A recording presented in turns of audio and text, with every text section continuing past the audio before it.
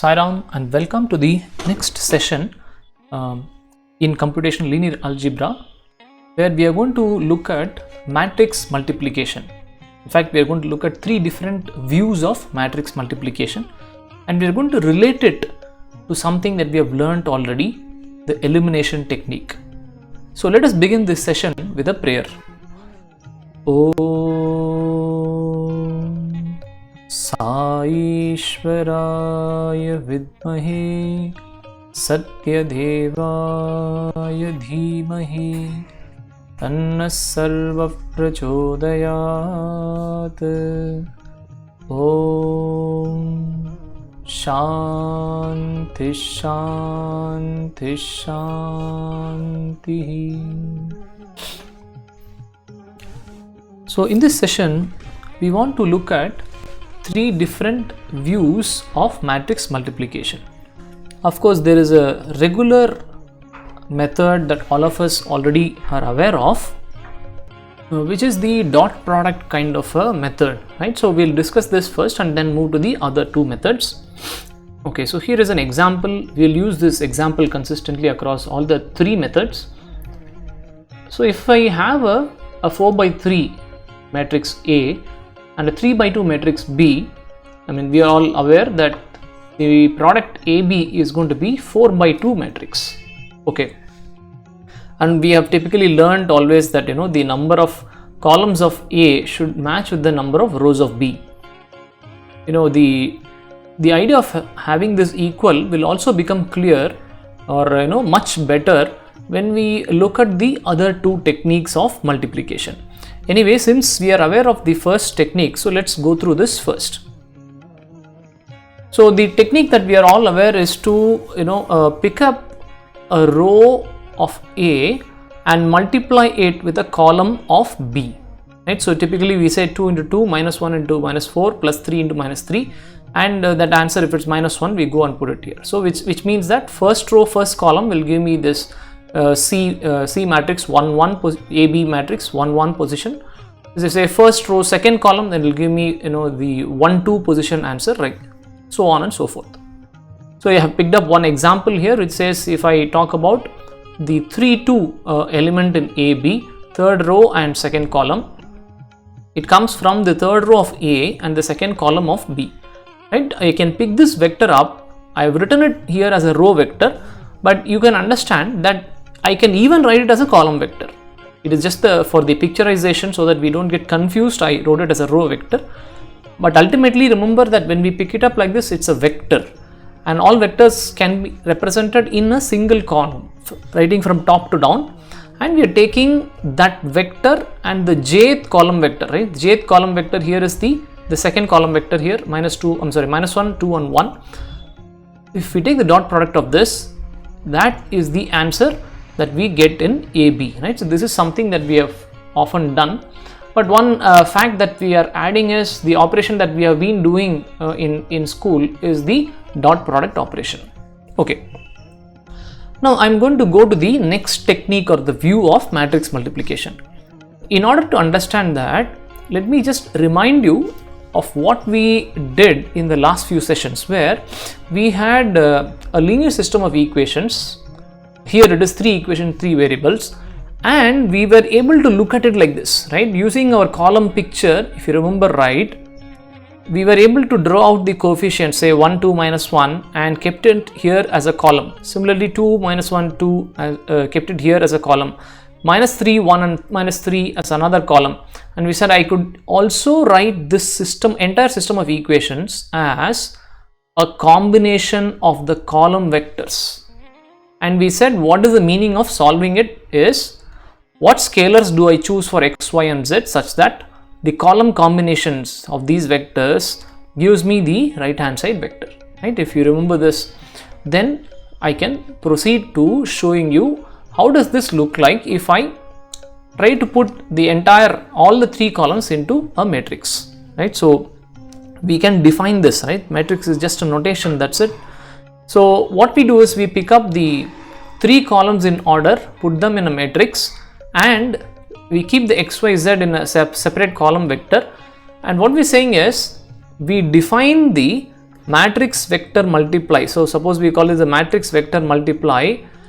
The matrix vector multiply is defined as this linear combination of the three vectors, right? The linear combination of the three column vectors in the matrix M. That's our definition, right? Which is essentially same as a normal matrix vector multiply, right? So if you understand taking the row vector 1 and the dot product with this column vector is same as what we are trying to produce here, only that the picturization is different. Now that we have this idea that a matrix vector multiply is something like this, why don't we replicate other columns here and then start defining what is matrix multiply and use the same approach, right? That would be very interesting, right? So now let us see what happens if we bring this approach onto matrix multiply, right? So here I have a vector, if I have a matrix A, we should look at B as two separate vectors for now. What does matrix vector multiply give us? It says that you can pick up these column vectors, remember these which we had written here above, and take their combinations using the elements from this column, right? That is going to give us one right hand side. Maybe here is that. Similarly, pick up the same columns of A and use these elements. You can imagine something like saying x1, y1, z1, and here you can imagine x2, y2, z2, as simple as that. So, the matrix into x1, y1, x1, y1, z1 is giving us one linear system of equations, while the same coefficient matrix with another column vector x2, y2, z2 is going to give us another set of linear system of equations. And since we are having two systems of equations, we must be seeing two right hand sides, and here are those two right hand sides, right? So now let's expand this and then write it down and understand the column combination picture of matrix multiplication, right? Let's try this. So pick this column here. I've written matrix A's three columns separately, and I'm first picking the elements from the first column of B, right? So 2, -4 and -3. Right? You can compute this and see we will definitely get this answer which we have written here as the first column. Similarly, let us try this for the second column, elements from the second column of B. So what doesn't change is these columns, right? There is no change here because they are just the columns of A. What changes are those scalars. Where do we pick up the scalars from? So we are picking the scalars from here, which is second column of B. So we try this column, this vector combination, linear combination of these vectors, and we will find that the answer will be this column, which is going to come from the second column of AB, right? And can we summarize this, right? So how do we summarize this? So here it is. So if we have two matrices which we are going to multiply to get the product, we can look at it from the column angle this way. We can say that I can pick the combination of column vectors of A, pick the column vectors of A and take a combination of them. Okay, I will take the combination, but what are the scalars? For that, use the components from the jth column of B, right? Which means if I have in B a specific column, I pick up the elements from that and take the linear combination of the column vectors of A. That gives me one column in AB. That's what we saw here, right? And therefore, what this indicates is something beautiful. It says, so if I pick the jth column and take a linear combination, it will give me one column. If I pick the j minus 1th column of B and take another linear combination, it will give me j minus 1th column of AB. If I pick the j plus 1th column of B, take the components of it and take again linear combination of the column vectors of A, it will give me the j plus 1th column of AB. What does that indicate? If I have k columns in B, I will have k columns in AB, right? This is interesting. So one part, if you remember, we used to say if this is m by n, and let's say if this is n by k, we always come up saying this will be m by k, right? Today we are able to appreciate and understand why would this have k columns. Reason is simple, because I'm taking k different linear combinations of the column vectors of A, and therefore I will have k column vectors in my product, as simple as that. That is one. Look at the second interesting property. Now if we look at the column vectors, let's count and see how many vectors are there. So in this case, since A was 4 by 3, I have 3 vectors here. Okay. If I have to take a linear combination of 3 vectors, how many scalars do I need? Obviously I need 3. I can't do with 2, or I can't do with 4, because one will be extra sometime, or one will be not there available, right? So therefore when I have 3 vectors, obviously I need 3 scalars. Okay. And similarly you can make out that in every in both the diagrams we have understood that we are needing 3 different scalars. Okay. And therefore what does that indicate? If I have n columns of A, and remember that the components of this are coming from a column of B, a column of B must have 1, 2, 3 components, or it must have n components. And therefore what should be the number of rows of matrix B? It must be n, right? And therefore we are able to now, just by looking at this picture, able to appreciate why should I have the number of columns of A same as the number of rows of B, right? So it's a very, very, very important picture, and I request that we spend enough time so that we are clear of the column combination picture of matrix multiplication. There is one more way that we can write this, right? Yes, we can say A multiplies B to give AB. That is one way to tell this. Now when we look at this picture of column combinations, we can say that A is post multiplied by B, right? We can still ask, so why can't I say B is multiplied by maybe pre multiplied by A? Yeah, we can ask that. There is nothing wrong, but the point here is, remember that we never changed anything in A. We are simply picking the column vectors as is each time, right? It's the columns of A whose combination seemingly is producing AB. Therefore we are calling it as, we are taking A and we are post multiplying it by B, right? Okay, so that's one more way to look at this picture. Let me move ahead and show you one more interesting way to look at matrix multiplication. Here is the third way of looking at matrix multiplication, and is actually inspired by the column picture, right? So why don't we start looking at the rows of AB instead of the columns of AB?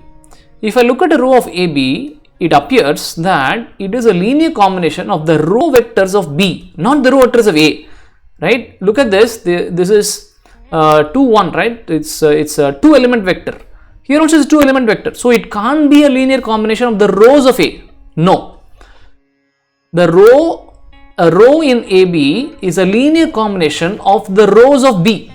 Okay, so how do we justify this? Here it is, right? So try and pick up, right? So let's take the row vectors. Let's write the row vectors, right? 2 minus 1 here, separately minus 4 and 2, and minus 3 and 1, separated out to 3 different row vectors.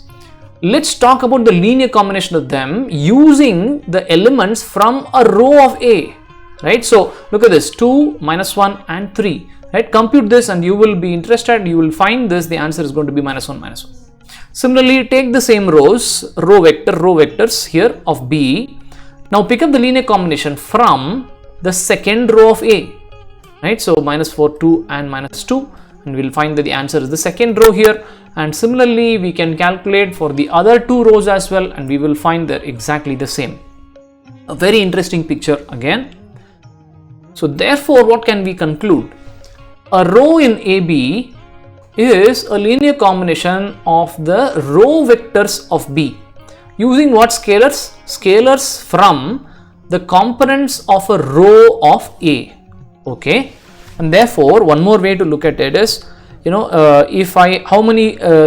number of row vectors that you have in B must match the number of elements in a row of A, right? That conveys the same information to us. It says that if you are having here 3 different row vectors, you must be having 3 different components in my entire row, which means that the number of columns of A must be same as the number of rows of B. Okay, right, now that we have this, let's summarize this point. So we are saying now the combination of rows of B, row vectors of B, using the components of the ith row of A is bringing me the ith row of AB, right? See the notation change, right? When we talk about column, we are talking about J. When we talk about the row, we are talking about I index. I mean, that's because I think we are pretty much used to I and J, nothing more than that. So let's look at this again and see if that's really true. So if I pick up the first row coefficients and take the combination of the row vectors of B, I get the first row of AB. So if I pick up the elements scalars from third row of A and take the row vector combinations, I get the third row here, right? So that's what it means. So pick up the elements from the ith row and take the linear combination of the row vectors of B, I will get the ith row of AB, right? So that's the summary. And similar to our previous definition, since we are not breaking the B, we are just breaking B as row vectors, we are not changing anything, but we are picking, we are breaking the elements out from A.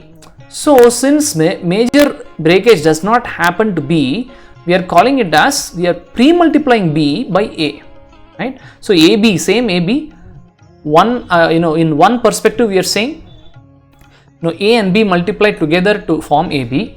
In another perspective we are saying A is post multiplied by B, and now in the row picture we are saying that B is pre-multiplied by A.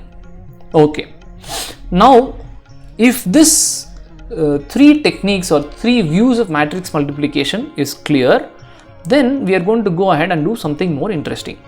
Okay, and this is not the only three pictures that are available. There are many other pictures, but these three are sufficient for now, right? So here is the next important question that we are going to look at.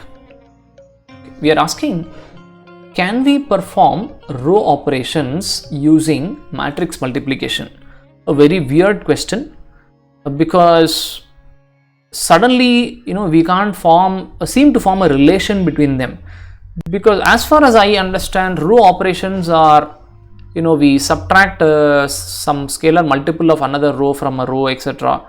How is it possible to achieve that using matrix multiplication? And first thing to ask is, why suddenly we are talking about row operations? We are talking about row operations because we want to relate this to what we recently learned, the elimination technique, right? Now if you want to look at row operations and if you want to look at matrix multiplication, which is the easiest view for us that may help at least to progress a little, right? Should I look at the dot product? Should I look at the column vector combinations, or should I look at the row vector combinations, right? So the easiest answer is going to be, let us try and look at the row vector combinations. Okay, so let me move ahead. How are we going to relate this? We are going to relate this by trying to solve.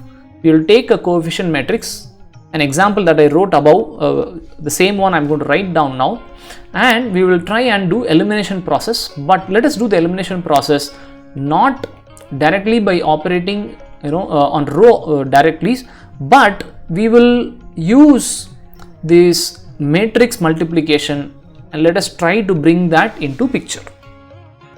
Okay, so let's say that here is a coefficient matrix. So what we should imagine is this is coming from from three equations and three variables. This is the same example which I have written above when we talked about the column picture of matrix multiplication. So in this coefficient matrix, remember elimination says first I have to eliminate this guy. So what's the row operation? Row operation is going to be row 2 minus row 1. But what's the multiplier? Right? The multiplier is going to be 2 divided by this pivot 1. So 2 times. So that's the operation here. So we must be aware of this, right? So we want to perform row 2 minus 2 times row 1. Okay. Now remember, we are talking about relating this to matrix multiplication, and the view we want to relate it is the row vector picture. And in row vector picture, remember what we do? We pre-multiply a matrix by another matrix, right? So the point is going to be, if I want to look at a linear combination of the rows of this matrix, let me just call this as say some A, then I will have to somehow look at a pre-multiplier to it, because that is when I can look at row vector combinations. Okay. Now, which row is going to change? The second row of this product is going to change. So, which means that if I write down something here, I know that the second row is going to change. Okay. Now, if we want the second row to change, what did we write down and say the ith row of AB is given by the linear combination of the rows of A using the components from the ith row of this specific matrix. I didn't give it a name, so let me give it some name. So let's say that I'm going to call it E1 matrix, right? Okay. It has to come from the second row of E1, right? And what do we place there? Let's think of what we should place there. We want the second row in the product to be the original second row minus 2 times this row 1. Okay. What's the linear combination? So the first element I'm going to write here is going to be multiplied with this guy, the second element with the second row, the third element with the third row. Okay. Is there first of all any contribution from the third row? No. So the linear combination must nullify this row. So let me put a 0 here. Okay. And how much of row 2 are we looking at? Generally in elimination we don't put a multiplier here, right? So that's just 1. So let me put a 1 here. Okay. And what's the multiplier to row 1? So what should I multiply this? Yeah, we are subtracting minus 2, which means that I can just put a minus 2, which in essence means that minus 2 times row 1 vector plus row 2 vector plus 1 time row 2 vector plus 0 times row 3 vector is the linear combination we take, and that is the answer that's going to come here in the second row, right? So let's perform the calculation and then write the answer here. But before that, we also are interested to know what is going to come in the first and third rows. As far as we understand elimination, we are doing stepwise, and therefore there is no change in first row, there is no change in the third row. Okay, so what do I do here? Because ultimately I have to look at matrix multiplication. Okay, so how to fix this? So the answer is that a linear combination of these must give me this row, which must come here, right? Okay, which means if you look at this as row vector combinations, there should not be any contribution from second row, there should not be any contribution from the third row, right? So which means that these two will become 0, 0, and this contribution is exactly the same, which means that this will be a 1. Similarly, if you want the third row to be same as this, what does this convey? No contribution from first row, no contribution from the second row, and exact same from the third row, and that's it, right? And these kinds of matrices where which can be used for performing elementary row operations are also called as, these are called as elementary matrices, right? It's just a terminology for us to know. Okay, now let's try and calculate and then put the answer and proceed from there. Now let's look at what's the next step in elimination. So what will be the next element to be knocked off? This is going to be the minus 1, and what must be our row operation, right? So our row operation is going to be, we would like R3 to be assigned to R3 minus something, some multiplier times R1. What's the multiplier? Multiplier is going to be minus 1, this coefficient, divided by the pivot, which is 1, which is actually minus 1, right? Now think of doing something, right? So look at this matrix and try to pre-multiply this so that effectively you are able to get the answer, right? So let me write down this matrix here.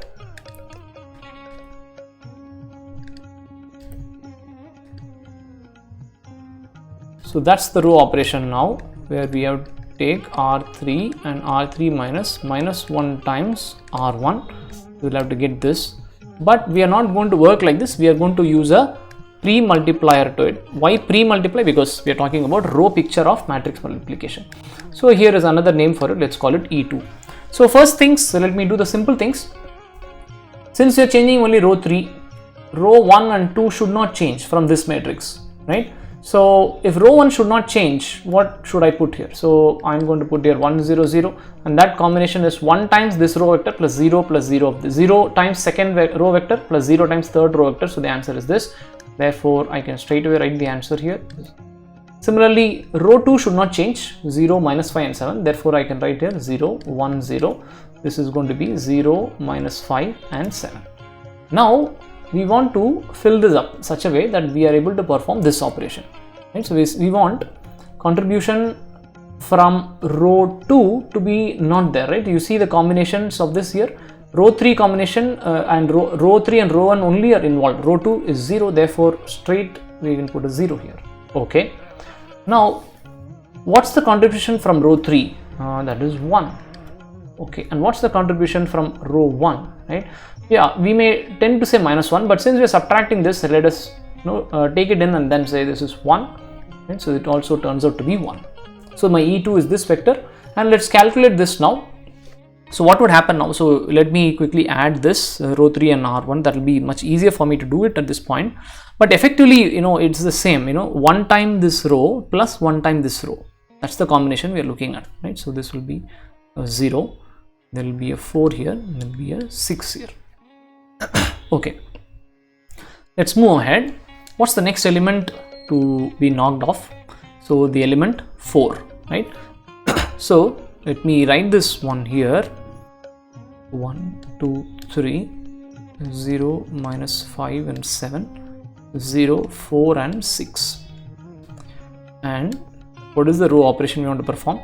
We want to again talk about row 3, and this time row 3 minus, there is we're going to use row 2 now. Okay, row 2, and what's the multiplier that we want? The multiplier is going to be 4 divided by this pivot, which is minus 4 by 5, right? So let me write down what kind of elementary matrix that we will need in order to get this combination.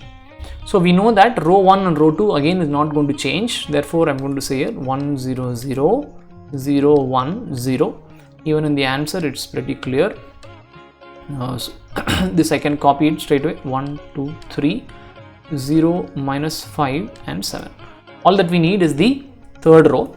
For that we need the third row of, let's say we call this as E3. Okay, the contribution from row 3 is 1. There is no combination of row 1 here. This will be 0. What's the contribution from row 2? That is plus 4 by 5. Therefore this will become 4 by 5, right? So let's try and calculate this now. So there it is, I get this calculation. These two will be zeros and this becomes 58 by 5. You can please check the answer out. Okay, now let us see what has actually happened. We picked up a matrix A, we multiplied this with E1, and we got this product called E1A. To this product we pre-multiplied this with E2, and to this entire product we pre-multiplied this with E3, right? So that is the order that in which we have been performing, right? And therefore ultimately we get an upper triangular matrix which is U, right? So therefore if I want to write this equation, I can write it as E3 E2 E1 times A is giving me the U matrix, right? Upper triangular matrix. Question is, can I write this in the opposite order? Can I say E1 E2 E3 A equal to U? This is a wrong answer, and we must be very careful in the order in which we have multiplied. We have pre-multiplied A with elementary matrices each time, right? And therefore this is the specific order. Now why can't I write like this? Because simple reason is, right, matrix multiplication need not be commutative. Now from the regular example that we have been using for this session, remember that we picked up a 4 by 3 and a 3 by 2 matrix, right? Try and do this here. Let's say b times here, so this will be 3 by 2 and a 4 by 3, right? So you simply just can't even multiply, and therefore this is absolutely true, right? So matrix multiplication is not commutative.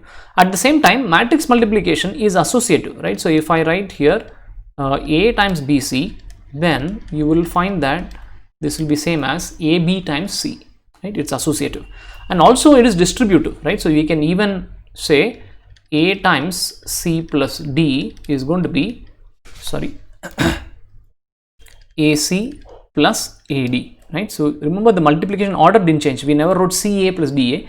We are writing AC plus AD, right? So it's associative and it's distributive, but it's not commutative, and therefore I should not be making the mistake of writing it as E1 E2 E3, but I should be writing it as E3 E2 E1. Now what is the rule that helped us open the parenthesis out? That is through associative property, right? Now what I can do is I can simply look at what do these matrices give me, right? So can I write this entire thing as some elementary matrix, whichever is a product of three elementary matrices, E, which is the product of three elementary matrices, as U, right? And are there interesting properties from this, right? Can I look at something more and can we derive something better from here, right? What does this convey to us? That is going to be the topic which we will try and do in the next session. But let me summarize this session. The three most important views of matrix multiplication and the relation of the row picture of matrix multiplication to elimination, and what finally we call as elementary matrices and the properties of matrix multiplication. So let us end this session with a prayer. Om Shanti Shanti Shanti.